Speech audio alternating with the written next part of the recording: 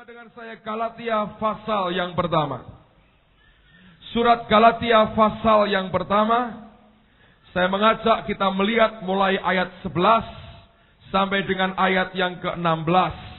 Sebelum saudara membaca atau saya bacakan buat saudara, saya merasa Allah memberikan firman ini untuk saya sampaikan sebagai dasar untuk kita memasuki tahun 97.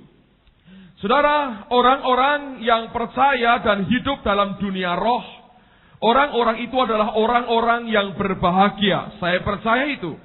Tetapi ada hal-hal yang perlu kita perhatikan kalau kita mau hidup dalam kebenaran Tuhan seutuhnya. Nah, saya percaya bahwa anugerah Allah sangat besar buat semua orang yang bisa menikmati akan pekerjaan Roh Kudus dalam hidupnya. Tetapi kita mesti berhati-hati. Oleh karena apa?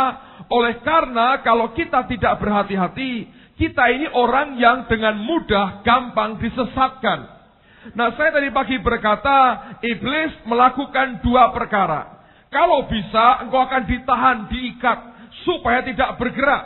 Engkau akan diberi berbagai macam peringatan. Awas sesat, banyak nabi palsu, nanti kamu tersesat, nanti kamu jadi ekstrim. Nah, semua perkataan itu membelenggu kita sampai membuat kita tidak bisa bergerak. Karena apa? Karena dikuasai oleh ketakutan. Itu merupakan ekstrim pertama yang membelenggu banyak orang percaya. Nah, kalau hidup kita biarkan dibelenggu oleh ketakutan semacam itu dan tidak mau mencoba untuk masuk bergerak dengan iman, ada bahaya yang pertama, kita akan terbelenggu dan tidak bisa bergerak dengan bebas dan tidak bisa menikmati apa yang Allah sediakan buat kita. Hidup kita hanya bergerak dari tradisi dan kebiasaan selama bertahun-tahun dan tidak ada perubahan. Tapi kalau kita berkata, aku tidak mau dibelenggu, apa yang terjadi? Kita mulai mengalami kemerdekaan, kita mulai mengalami kebebasan. Nah, bagian kedua ini juga berbahaya. Karena iblis kemudian, kalau tidak bisa menahan kita, dia akan dorong kita sampai kita terjerumus, saudara. Lalu kemudian apa yang terjadi? Orang akan berkata, lihat buktinya mereka sesat. Lihat buktinya hidup mereka hancur. Lihat buktinya mereka tidak berjalan sesuai dengan apa yang Tuhan inginkan. Lalu akhirnya hidup kita berantakan. Nah, saya ingin mengajak kita melihat akan kebenaran firman Allah. Apa yang bisa membuat hidup kita bertumbuh dan makin meningkat dengan cara yang sehat dan bukan dengan cara yang tidak sehat. Nah, mari kita belajar dari apa yang Paulus katakan. Galatia pasal yang pertama, lihat pada ayat yang ke-11. Sebab aku menegaskan kepadamu, saudara-saudaraku, bahwa Injil yang kuberitakan ini bukanlah Injil manusia. Karena aku bukan menerimanya dari manusia, dan bukan manusia yang mengajarkan kepadaku. Tetapi aku menerimanya oleh penyataan Yesus Kristus. Nah, ini luar biasa, saudara. Paulus tidak pernah bertemu dengan Yesus ketika Yesus hidup di bumi 2000 tahun yang lalu. Paulus tidak pernah ikut duduk di bawah pengajaran Yesus ketika dia datang sebagai manusia. Sama sekali tidak pernah. Bahkan dia adalah bekas penganiaya jemaat. Tapi bagaimana dia bisa memberitakan Injil? Dia berkata, bukan karena aku dengar dari manusia. Bukan karena ada orang memberitahu aku tentang Yesus. Tapi aku bisa memberitakan Injil, dia berkata, oleh karena pernyataan daripada Yesus Kristus. Yesus yang menyatakan Injilnya langsung kepadaku. Oleh karena itu dia berani berkata, Injil yang aku beritakan bukan Injil manusia. Aku tidak dengar dari manusia, aku dengar langsung dari dia. Dan dia berkata, karena aku bukan menerimanya dari manusia, dan bukan manusia yang mengajarkannya kepadaku, tetapi aku menerimanya oleh penyataan Yesus Kristus. Dan itu dibuktikan di antaranya ketika dia bicara tentang perjamuan yang terakhir. Nah, Paulus tidak pernah tahu apa yang sebenarnya terjadi dengan mata jasmaninya. Apa yang terjadi pada malam waktu Yesus diserahkan. Tapi ketika dia menuliskan suratnya kepada jemaat di Korintus dan dia berkata, ini yang aku terima dari Tuhan, yaitu pada malam waktu ia diserahkan. Dia teruskan dengan teliti, dengan cermat, dengan detail apa yang terjadi pada malam waktu Yesus diserahkan. Tidak ada manusia yang beritahu kepadanya apa yang terjadi. Dia berkata, ini yang aku terima dari Tuhan, saudara. Orang ini berani berkata, Injil yang aku sampaikan bukan dari manusia, tetapi berasal dari pernyataan Yesus Kristus sendiri. Ayat 13. Sebab kamu telah mendengar tentang hidupku dahulu dalam agama Yahudi. Tanpa batas aku menganiaya jemaat Allah dan berusaha membinasakannya. Dan di dalam agama Yahudi aku jauh lebih maju dari banyak teman yang sebaya dengan aku di antara bangsaku. Sebagai orang yang sangat rajin memelihara adat istiadat nenek moyangku. Tetapi waktu ia yang telah memilih aku sejak kandungan ibuku dan memanggil aku oleh kasih karunia-Nya. Lalu Anda perhatikan ayat 16 ini penting sekali. Dia berkata begini. Berkenan menyatakan anaknya di dalam aku, supaya aku memberitakan dia di antara bangsa-bangsa bukan Yahudi. Dalam terjemahan yang lain Alkitab berkata, to reveal his son in me. Untuk mewahyukan, menyatakan akan anaknya di dalam aku, that I might preach him, supaya aku bisa mengkhotbahkan atau berkhotbah tentang dia. Khotbahnya bukan karena dia mendengar apa yang orang lain katakan, khotbahnya karena pewahyuan Allah di dalam dia. Nah, perhatikan kata in me, di dalam aku. Kenapa Paulus tidak berkata to reveal his son to me, kepadaku. Tapi dia berkata mewahyukan to reveal his son in me, di dalam aku. Apa bedanya? Kalau dia berkata Allah Bapa mewahyukan putranya kepadaku, maka yang terima pewahyuan seluruh kepribadiannya. Tapi Alkitab berkata Allah Bapa mewahyukan Yesus kepadanya di dalam dia. Yang menangkap adalah manusia rohnya. Mungkin manusia luarnya belum terlalu ngerti. Tapi manusia dalamnya dia ngerti pewahyuan akan Yesus. Nah, saya percaya ada beberapa orang yang mengalami pewahyuan seluruhnya, bahkan jasmaninya dibuka melihat sesuatu yang ilahi. Seperti yang dialami tadi pagi. Dua orang melihat ada api di depan dan mereka bingung kenapa Pak Agung tidak tahu ada api di depan. Waktu tiba-tiba penglihatan itu berakhir, mereka sadar itu hanya vision. Saya percaya dengan pernyataan dan pengalaman seperti itu. Beberapa hari yang lalu saya dengan keluarga Mats dan Glory dan Amos, kami pergi makan siang sama-sama. Lalu kami cerita banyak hal tentang pengalaman rohani sampai bicara tentang malaikat. Lalu saya bercerita kepada mereka, saya ini dalam hidup saya sebagai hamba Tuhan, paling tidak saya 2 kali saya melihat malaikat dengan mata jasmani saya. Lalu tiba-tiba anak dari Ibu Glory yaitu Amos, dia berkata, oh saya juga pernah lihat malaikat katanya.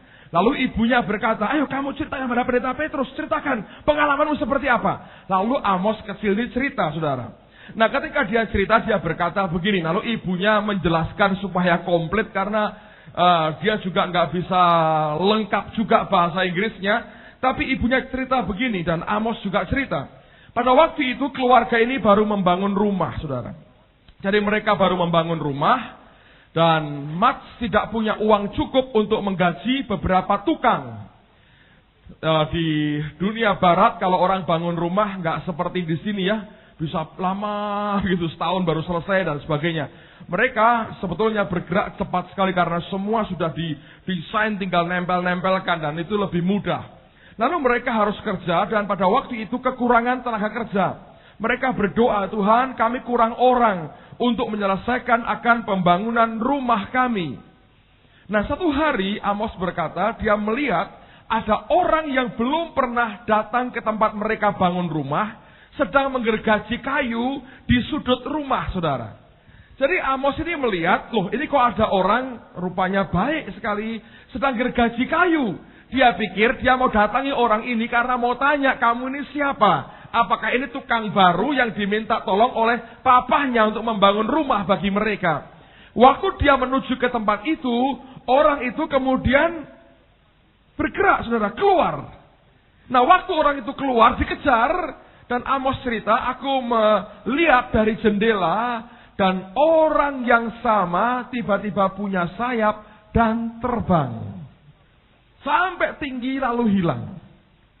Dan dia cerita, dia teriak pada ibunya, malaikat, malaikat, dia lihat malaikat, saudara. Orang yang sama tiba-tiba punya sayap terbang naik ke atas. Dan tidak ada orang lain yang tahu.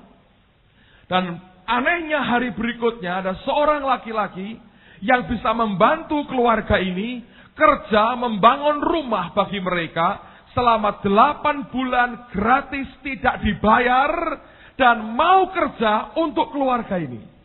Nah itu pengalaman spiritual di mana mata jasmani kita juga melihat akan perkara yang sama. Itu merupakan pewahyuan yang kepada kita.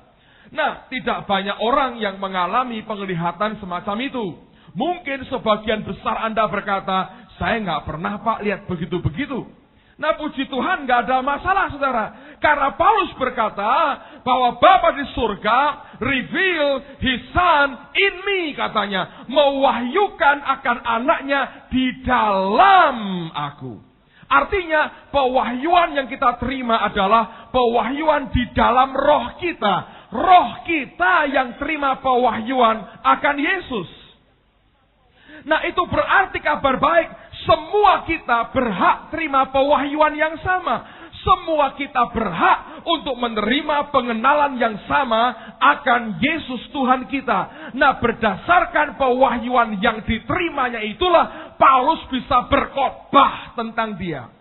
Bukan apa yang manusia ajarkan, bukan apa yang buku ajarkan, tapi pewahyuan pengalaman pribadinya bersama dengan Tuhan sendiri. Paulus berkata, ia berkenan menyatakan anaknya di dalam aku, to reveal His Son in me, that I might preach Him, supaya aku bisa berkhotbah tentang dia. Allah mencari orang-orang yang rohnya kenal dengan Tuhannya, dan lewat dia mengenal akan Tuhannya, dia bicara tentang Kristus Yesus. Bukan hanya otaknya tahu tentang Tuhan, tapi rohnya ngerti apa yang Tuhan sampaikan kepadanya, dan dia bicara tentang Kristus Yesus. Nah apa yang kemudian kita bisa lihat selanjutnya? Lihat pada 1 Korintus pasal yang kedua. 1 Korintus pasal 2. Saya sudah sampaikan waktu acara Holy Ghost Meeting minggu yang lalu. Saya mau ulang buat saudara. 1 Korintus pasal 2. Ayat yang ke-10. 1 Korintus pasal yang kedua. Ayat yang ke-10. Anda perhatikan apa yang Alkitab katakan. 1 Korintus pasal 2. Ayat yang ke-10. Karena kepada kita Allah telah menyatakannya oleh roh. Jadi roh kudus itu menyatakan kepada kita. Menyatakan apa, saudara? Dengarkan seterusnya. Sebab roh menyelidiki segala sesuatu, bahkan hal-hal yang tersembunyi dalam diri Allah. The deep things of God. Hal-hal yang dalam akan Tuhan. Roh Kudus diberikan kepada kita, dan roh itu adalah Allah sendiri. Nah Allah ini, roh kudus ini, roh Allah ini yang tahu hal-hal yang dalam akan Tuhan. Ketika dia mengerti hal-hal yang dalam akan Tuhan, maka Roh Allah ini menyatakan kepada kita hal-hal yang dalam akan Tuhan.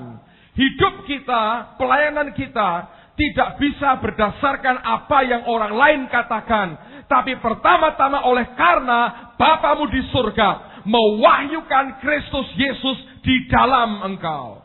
Oleh karena itu ini merupakan suatu perjalanan pribadi kita dengan Tuhan, saudara. Saya hanya bisa memberikan perlengkapannya buat saudara, tapi hidupmu sendiri harus punya hubungan pribadi dengan Dia.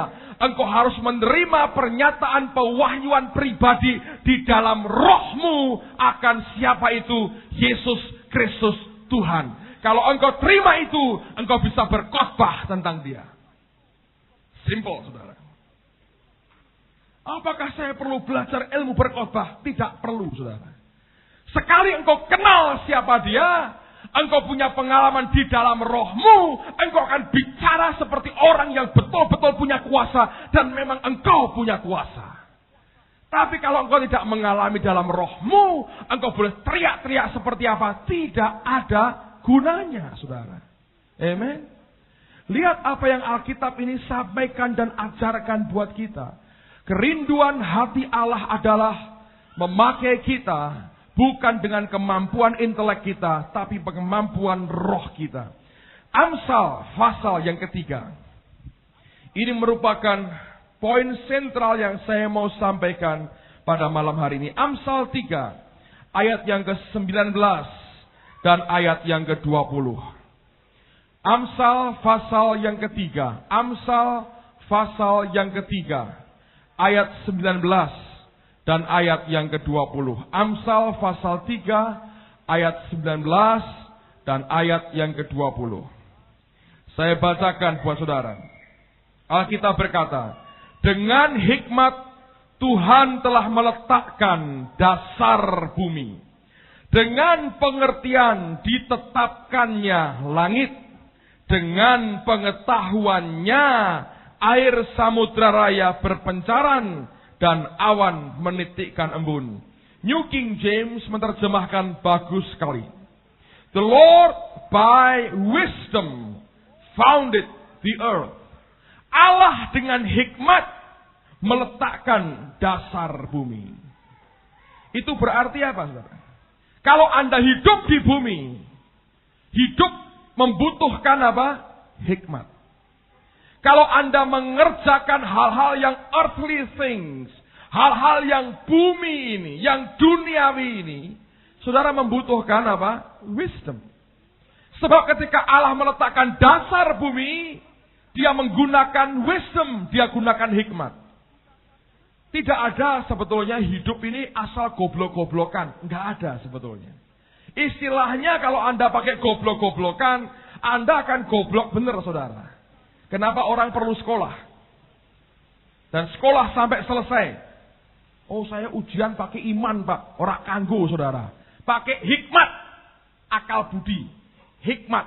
Anda perlu hidup di bumi ini, dan kalau hidup di bumi ini, pakai wisdom. Kalau wisdomnya nol, hidupmu juga nol, saudara. Ngerti? Allah meletakkan dasar bumi ini dengan wisdom, dengan hikmat. Anda mau berhasil di bumi ini, Anda perlu hikmat di bumi ini. Pokoknya ngawur, Pak, merem, tabrak, benjut, saya beritahu saudara. Perlu wisdom, perlu hikmat untuk Anda hidup di bumi ini. Yang kedua, Alkitab berkata, by understanding, He established the heavens. Dengan pengertian, Dia menetapkan, Dia menciptakan surga. Untuk hal-hal yang heavenly, yang surgawi, Anda perlu understanding, perlu pengertian. Hikmat untuk engkau hidup di bumi, pengertian untuk mengerti hal-hal yang surgawi. Nah, banyak orang Kristen berhikmat, tapi tidak punya understanding untuk hal-hal yang heavenly, yang surgawi. Makanya hikmatnya bertentangan dengan kehendak Tuhan. Hikmat untuk hidup di bumi harus disertai dengan understanding untuk hal-hal yang heavenly. Alkitab berkata, by His knowledge, Dengan pengetahuannya, inilah rema itu. Dengan pengetahuannya, the depths were broken up. Sesuatu yang dalam terbuka dan terpancar keluar. Pewahyuan yang berasal dari Allah akan membuka hal-hal yang dalam. Semua yang deep things of God, semua yang dalam yang dari Allah, by His knowledge, dengan pengetahuannya, dengan pewahyuan daripadanya, akan terbuka dan terpancar keluar. Firman Tuhan berkata, by His knowledge, the depths were broken up. Oleh karena pewahyuannya, maka hal-hal yang dalam itu akan terbuka dan terpancar keluar. Anda bisa mengerti itu. Kalau kita menerima pewahyuan dari Allah, kalau kita menerima kebenaran, pengetahuan daripadanya, Roh Allah itu mewahyukan the deep things of God. Roh Allah itu mewahyukan sesuatu yang dalam yang berasal dari Allah. Begitu pewahyuan itu turun, maka hal-hal yang dalam tersingkap dan terbuka semuanya. Salah satu karunia adalah the word of knowledge. Kata-kata marifat. Anda tahu kata marifat? Banyak hamba Tuhan dipakai, dikirim ke tengah-tengah kita dengan kata-kata marifat. Banyak yang didoakan glory, pulang dengan muka merah sedikit malu. Oh, kamu terlalu banyak nonton TV. Ada ibu-ibu berkata, iya Pak, saya kalau sudah stres sampai jam 3. Oh, saya tanya, apa profesi ibu juga satpam? Saya berkata, kok jam 3 baru tidur? Kalau stres nonton TV jam 3. Tambah tidak karuan, saudara. Tapi bagaimana seseorang bisa tahu orang ini banyak nonton TV?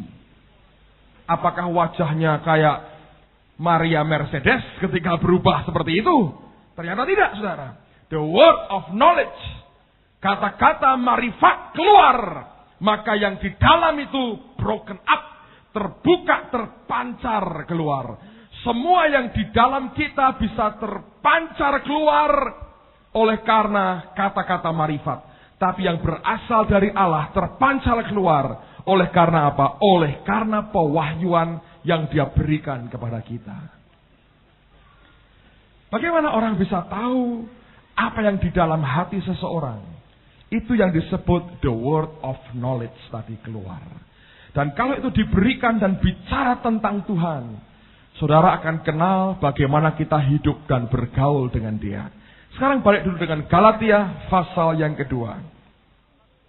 Lihat lebih jauh bagaimana Paulus dalam dia melangkah dan membuat hidupnya berhasil dalam pelayanannya. Galatia pasal 2 ayat yang pertama dan ayat yang kedua. Kemudian setelah lewat 14 tahun, aku pergi pula ke Yerusalem dengan Barnabas dan Titus pun kubawa juga. Dalam terjemahan yang lain dia berkata begini. Then after 14 years, kemudian setelah 14 tahun, I went up again to Jerusalem. Aku pergi lagi ke Yerusalem. Kata pergi, istilahnya bagus. Dia berkata went up. Seperti orang sedang naik ke Yerusalem.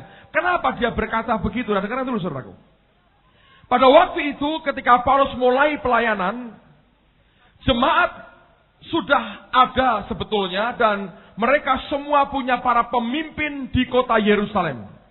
Para rasul tinggal di kota Yerusalem.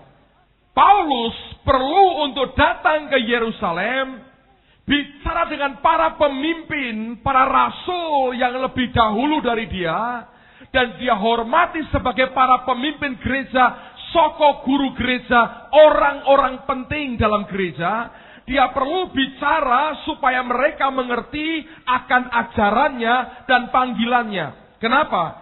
Supaya tidak terjadi perpecahan dalam gereja. Dia perlu blessing, dia perlu restu dari para rasul yang lain, dari para murid Tuhan yang pertama, supaya mereka memberkati dia di dalam pelayanannya, dan mereka meneguhkan yang dia ajarkan adalah benar dan tidak salah.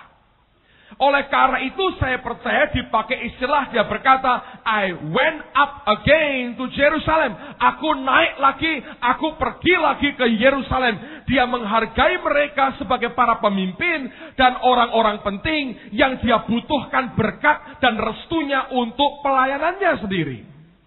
Lalu kemudian Alkitab berkata begini, ayat yang kedua. Aku pergi berdasarkan suatu penyataan. And I went up by revelation. Aku naik ke atas. Aku pergi ke Yerusalem melalui pewahyuan. Bukan karena idenya sendiri, tapi murni pewahyuan dari Allah. Dan orang ini tahu apa yang harus dia lakukan. Orang ini tahu apa yang harus dikerjakan. Orang ini tahu apa yang harus diperbuat. Alkitab berkata, I went up by revelation. Saudara bisa go up hanya lewat revelation. Engkau bisa naik hidupmu kalau ada revelation Allah masuk dan membuat engkau naik ke atas. Dalam hidup kita, dalam pelayanan, dalam pekerjaan sehari-hari, yang membuat engkau bisa naik ke atas adalah pewahyuan dari Dia. Ketika itu menguasai kita, Paulus berkata, I went up by revelation. Kenapa dia perlu pewahyuan ini untuk membuat dia bergerak naik ke atas? Alkitab berkata begini. Dan kepada mereka ku bentangkan Injil yang ku beritakan di antara bangsa-bangsa bukan Yahudi. Jadi Paulus mulai cerita kepada para pemimpin ini ajarannya seperti apa supaya mereka menguji ajarannya. Dan dia berkata begini, dalam percakapan tersendiri kepada mereka yang terpandang. Tidak di depan umum, dia bicara pribadi kepada mereka yang terpandang. Dan dia berkata, supaya jangan dengan percuma aku berusaha atau telah berusaha. Lest by any means, supaya jangan sampai terjadi katanya, I might run or had run in vain. Supaya jangan sampai aku ini lari atau sudah lari dan ternyata sia-sia. Dia perlu konfirmasi dari para pemimpin dan dia membutuhkan itu. Dia bicara secara pribadi, tapi untuk datang kepada mereka dia berkata, itu oleh karena Allah berkata, pergi Paulus, temui mereka. Perkara rohani pun saudara, hanya dasarnya itikat baik tidak cukup. Setiap langkah kita harus tahu dengan pasti Allah yang ingin aku melangkah ini. Bukan oleh karena sekedar itikat baik kita kerjakan apa yang kita pandang baik. Nah di sini banyak orang Kristen terjebak. Abraham terjebak. Dia terima nubuatan firman Allah. Engkau akan jadi bapak banyak bangsa, orang beriman.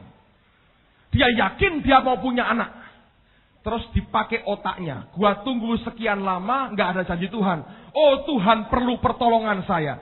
Dia melangkah kawin sama Hagar. Bencana yang muncul. Musa pun terjebak. Allah memberikan wahyu dalam hidupnya dengan berkata, engkau temui bangsamu.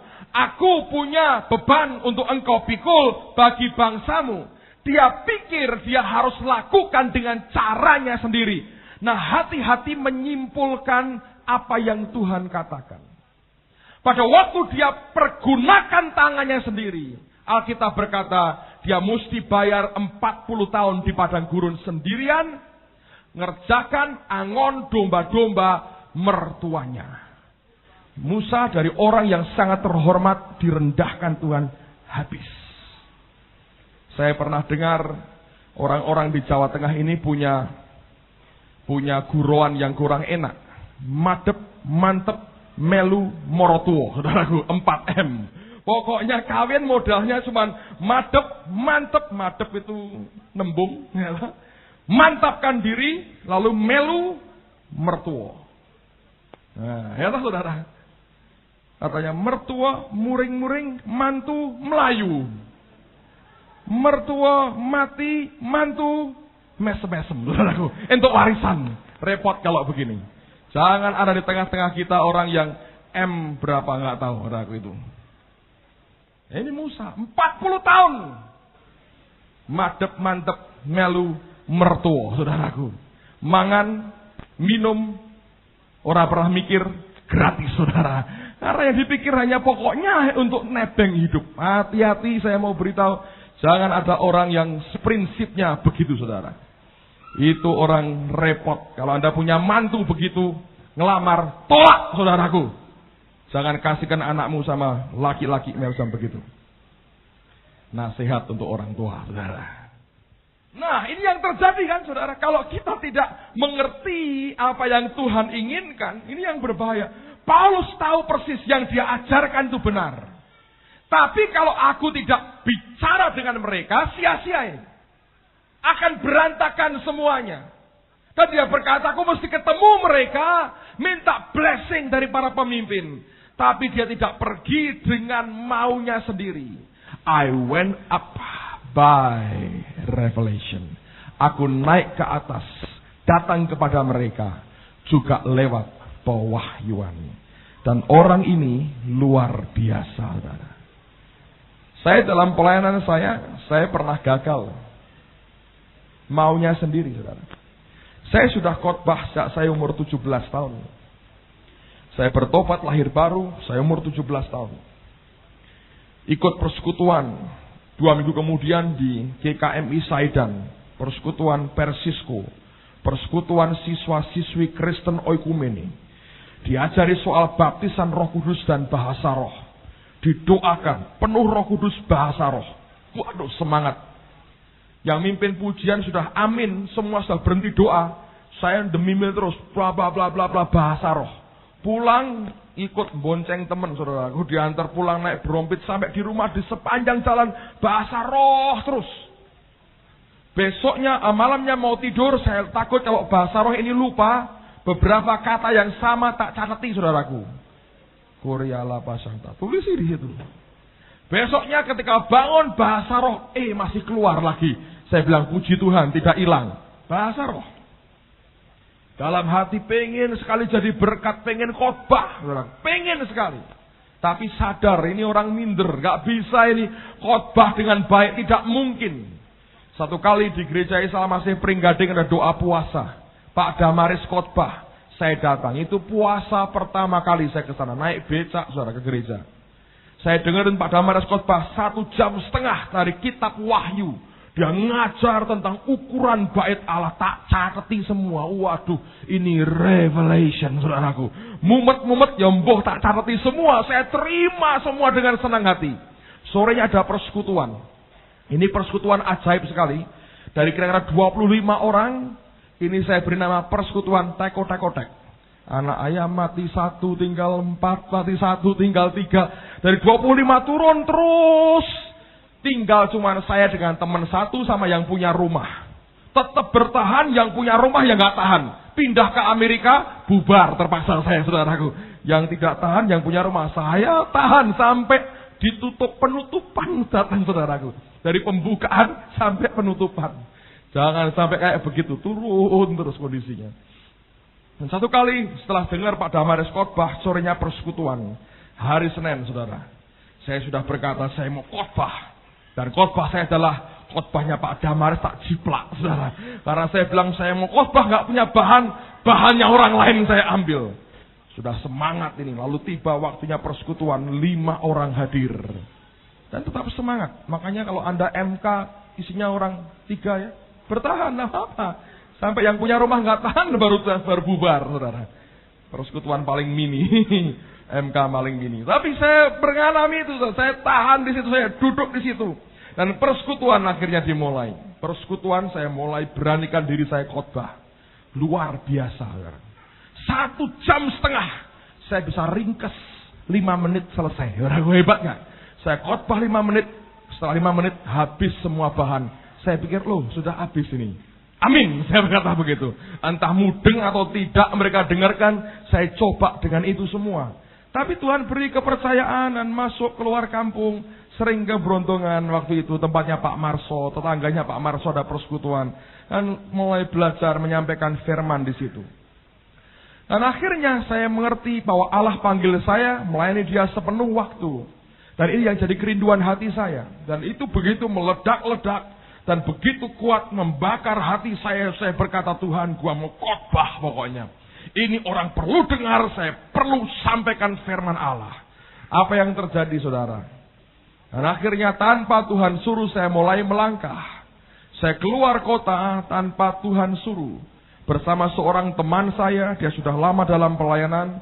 Dan seorang anak Tuhan yang baru lahir baru bertobat.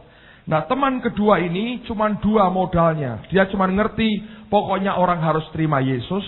Yang kedua pada waktu itu baru ada pelayanan pelepasan.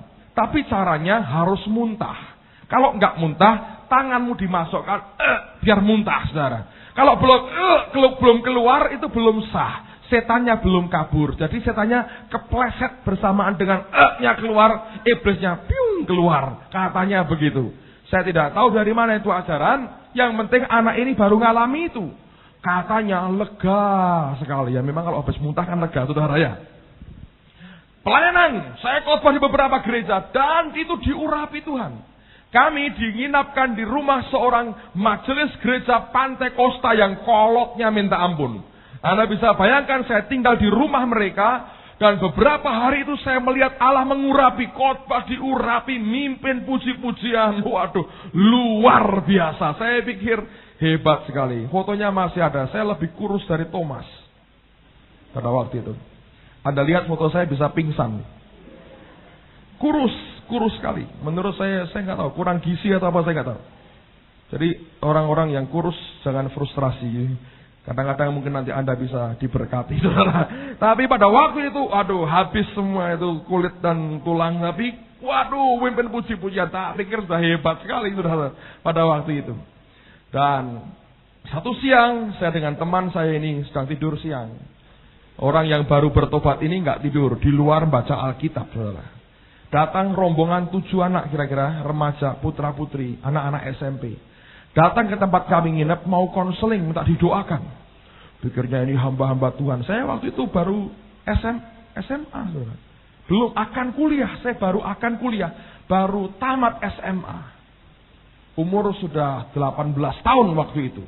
Sudah keluar kota, khotbah di gereja-gereja gede, saudara. Tapi waktu itu karpe dewi. Tapi saya ngerti Allah ada pengurapan di atas saya. Tapi memang belum waktunya. Saya belajar dari kegagalan. Dan pada waktu itu, anak-anak ini dilayani oleh teman saya. Ngelihat kami berdua tidur siang, lalu kemudian dilayani. Dilayani, modalnya 2. Terima Yesus dan, harganya itu aja. Bawa ke garasi. Minta kertas koran sama anaknya majelis. Dibuatkan contong, kayak contong kacang. Tahu saudaraku, contong kacang dibuatkan, masing-masing dikasih 1. Jadi ini asik, mau pelayanan? Nih, terima ya contongnya, kasih 1-1. Terus dia sekarang harus keluar tuh setan-setan yang ganggu kamu. Dalam nama Yesus, ya tidak apa-apa. Dia bilang, buka mulutnya lebar-lebar. Nah, masukkan jarimu. Nah, terus. Dikelokoki sendiri, saudaraku. Nanti kalau makan, ingat khotbah saya. Anda tidak akan doyan makan. Begitu. Anak majelisnya tahu begitu, lapor bapaknya. Besoknya teman saya 2 pulang, mereka ke Slawi, saya masih semalam pelayanan. Makan pagi dikasih roti sama disidang. Kenapa muntah-muntah? Saya bingung, nggak ngerti. Anaknya ngomong sama papahnya, ya kalau ini nggak ngerti. Teman satunya, saya bilang celaka ini gua di sini. Habis, saudara. Marah betul majelis ini. Waktu kami pulang, apa yang terjadi? Mereka gereja itu keluarkan majalah. Dan kami terima kiriman majalah mereka. Itu dimasukkan, mereka berkata, kami kecolongan penyesat masuk gereja. Waduh, saya malu sekali. Saya dipanggil Pak Adi Sutanto pada waktu itu. Kamu kan ketua timnya. Ya, saya bilang. Kenapa bisa begini? Saya cerita apa yang terjadi. Lalu Pak Adi tulis surat kepada redaksinya. Dia bilang, tidak etis kalian memasukkan anggota tim kami sebagai, dibelain saudaraku. Saya senang sekali punya pemimpin begitu. Tapi dikasih tembusannya ke saya, saudaraku. Jadi sekaligus itu pelajaran yang pahit sekali. Sejak itu saya injak rem hidup saya. Tidak Tuhan, sampai Engkau suruh saya bergerak. Anda bisa mengerti ini? Saya bayar mahal sekali. Butuh kira-kira 7 tahun kemudian. Nah, pada waktu itu, saya dari Jakarta, saya lewat kota yang sama. Dengan kereta api, dan Tuhan berkata jam 12:30 malam dia berkata, sampai di kota itu dia berkata, satu kali aku kembalikan kau ke kota ini, tapi dengan caraku sendiri. Dan luar biasa. 7 tahun setelah peristiwa itu, ada kelompok anak-anak muda mau buat retreat di Jawa Barat. Mereka undang saya, nggak tahu dengar dari mana. Saya datang ke tempat itu. Kira-kira 150 anak muda. Satu ruangan tidak terlalu besar. Kami nyembah Tuhan sama-sama. Tuhan berkata pada saya, Salas firman, tumpangi tangan mereka. Mereka semua berdiri, saya tumpangi tangan. Hampir semua slain in the spirit, geletak semua. Saudara. Dan sejak itu mereka undang saya balik, saudara. Tapi sudah oleh karena penyertaan roh Tuhan dalam hidup saya. Bukan karena lagi saudaraku, tapi oleh karena penyertaan roh Tuhan. Saya belajar. Ketika saya baca apa yang Paulus katakan betul. Kalau kita hanya modal nurani, motif baik, tidak cukup. Anda harus yakin Allah menyertai dan Tuhan mau engkau bergerak bersama dengan dia. Paulus berkata, lest by any means. Supaya jangan sampai oleh segala macam cara I might run or had run in vain. Aku lari atau telah berlari dengan percuma. Apa yang berasal dari dia, kita harus tangkap dan kerjakan dengan benar. Kolose pasal yang pertama. Ini ayat yang saya suka sekali. Saya mau baca buat saudara. Dan saya berdoa ini memberikan pengertian yang baru. Kolose pasal pertama. Ayat 9 dulu. Nanti kita baca sampai ayat 11. Tapi lihat dulu pada ayat yang ke-9. Kolose pasal pertama. Ayat yang ke-9. Sebab itu sejak waktu kami mendengarnya, kami tiada berhenti-henti berdoa untuk kamu. Ini merupakan doa Paulus yang diinspirasi Roh Kudus. Oleh karena itu, ini merupakan kehendak yang sempurna dari dia. Apa yang dia doakan? Kami meminta supaya kamu menerima segala hikmat dan pengertian yang benar untuk mengetahui kehendak Tuhan dengan sempurna. Saya mau ulang lagi, saudara, dengarkan baik-baik. Supaya kamu menerima segala hikmat dan pengertian yang benar untuk mengetahui kehendak Tuhan dengan sempurna. New King James menerjemahkan ini. Dengarkan baik-baik. That you may be filled, supaya engkau ini dipenuhi with the knowledge of His will, dengan pengetahuan akan kehendaknya. Itu pewahyuan tadi. Supaya engkau ini dipenuhi dengan pengetahuan akan kehendaknya. Tidak titik, saudara. Disambung. In all wisdom. Di dalam segala hikmat. And spiritual understanding. Dan pengertian rohani. Ingat Amsal 3 berkata. The Lord by wisdom founded the earth. By understanding He established the heavens.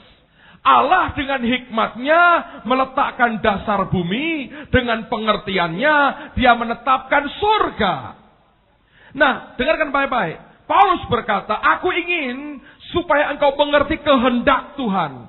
Kehendak Tuhan dalam hidup kita. Pewahyuan dalam hidup kita tidak bisa berdiri sendiri. Harus ditopang oleh dua pengikat yang kerja sama-sama. Yang pertama, wisdom.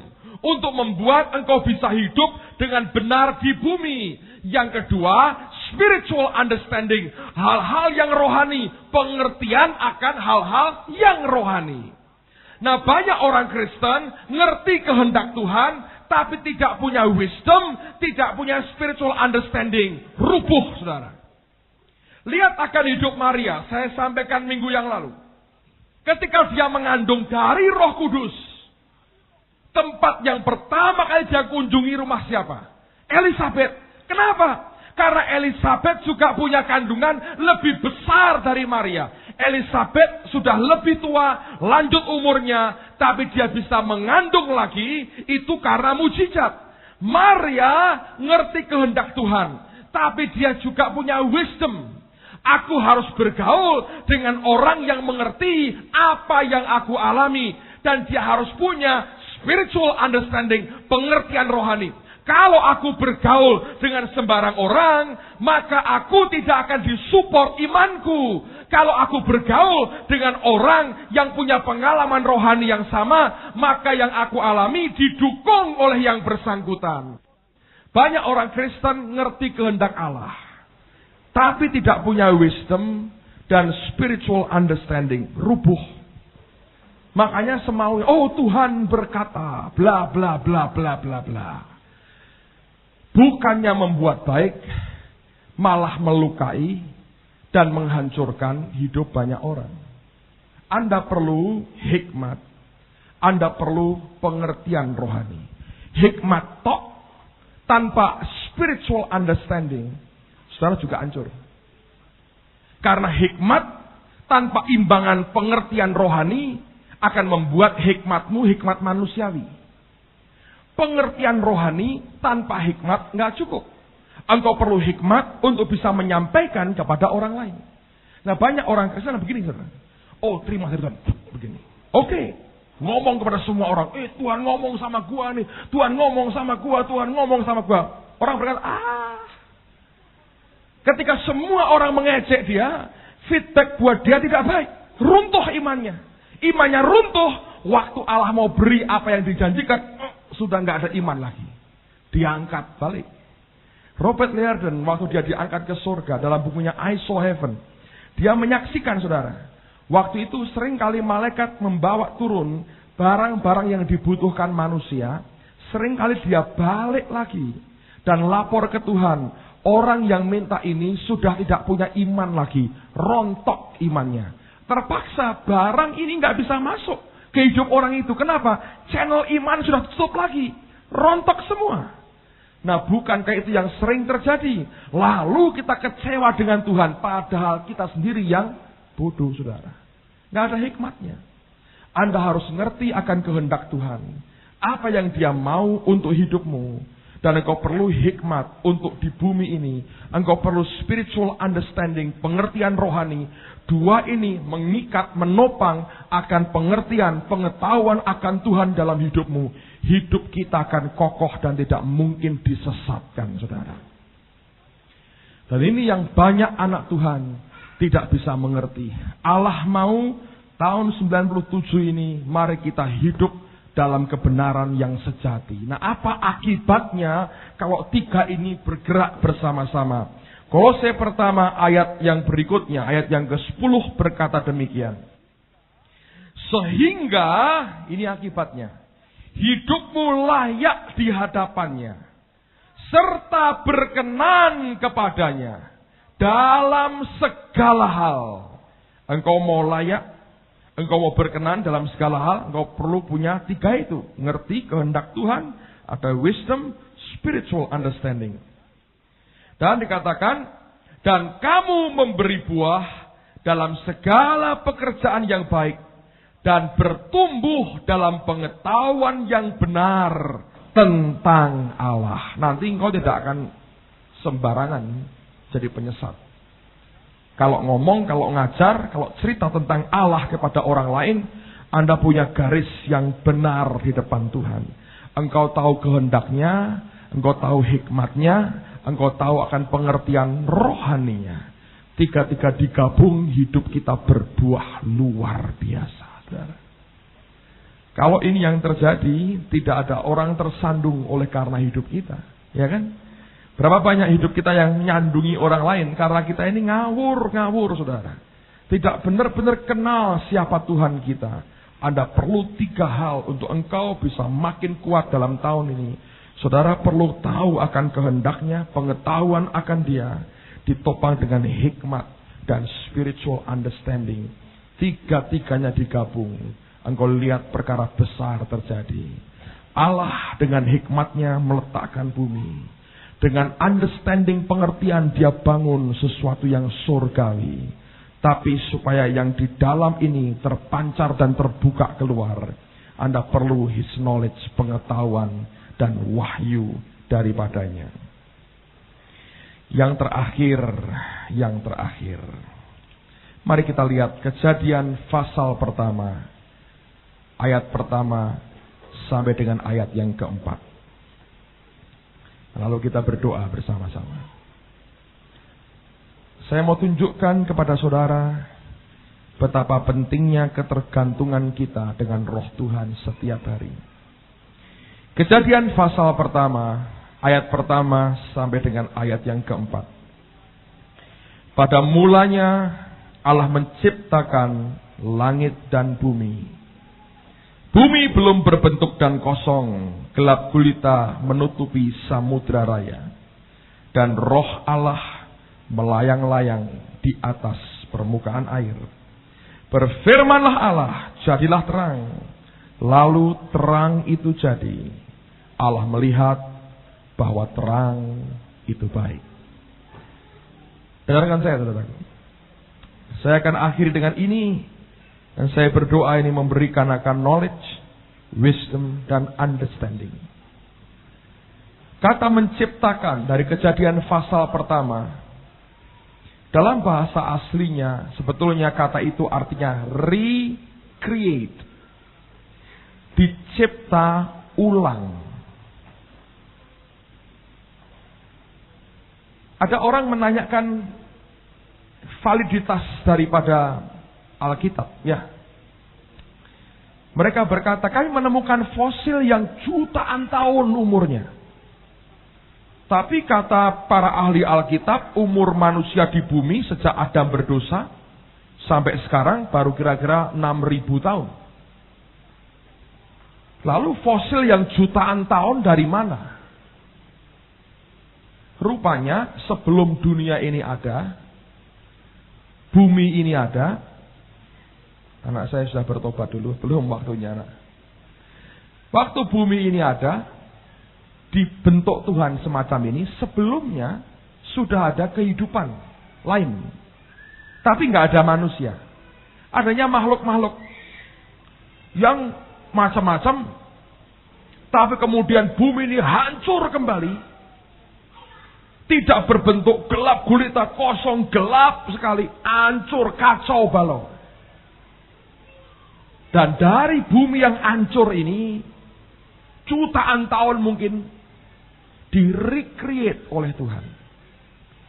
Karena itu recreate, Allah memperbaiki apa yang rusak, maka fosil-fosil itu tetap ada, saudara. Ya, Anda ngerti? Sehingga Alkitab tidak keliru sebetulnya. Tapi buat saya bukan perbantahan soal itunya yang penting. Buat saya belajar begini. Waktu saya baca ayat itu, Roh Kudus berkata, lihat, aku pernah biarkan bumi ini kacau balau, tidak berbentuk jutaan tahun. Dan bumi ini tidak bisa memperbaiki dirinya sendiri. Jutaan tahun. Tidak bisa memperbaiki dirinya sendiri. Ya kan? Butuh Allah yang bergerak dan firman diucapkan. Lalu recreation terjadi.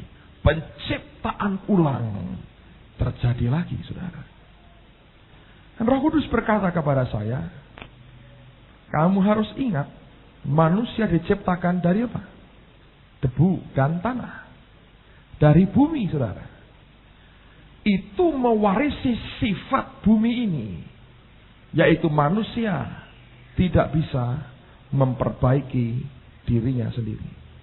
Kecuali aku bergerak di dalam hidup mereka. Kalau engkau biarkan dirimu tanpa Tuhan, saudara, manusia tidak bisa memperbaiki dirinya sendiri.